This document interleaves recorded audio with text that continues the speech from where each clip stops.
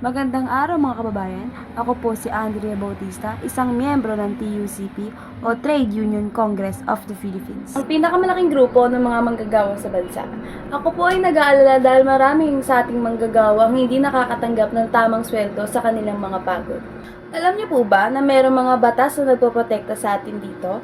Ito ang Article 13, Section 3 o nagsasabing bigyan ng dapat na living minimum wage ang mga manggagawa. At sinasabi rin dito na kabilang na dapat tayo mabigyan ng sahod, kabilang sa gabi, overtime at mga pista. At ngayon, marami ang sa ating mga kababayan ng kumikita ng 12,000 bawat buwan o mas mababa pa kada buwan.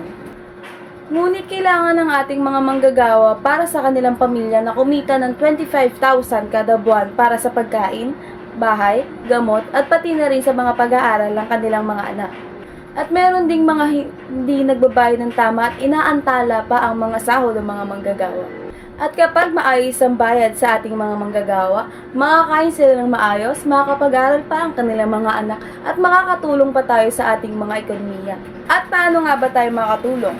Una, dapat alam natin o alamin natin kung tama ba ang sinasahod natin.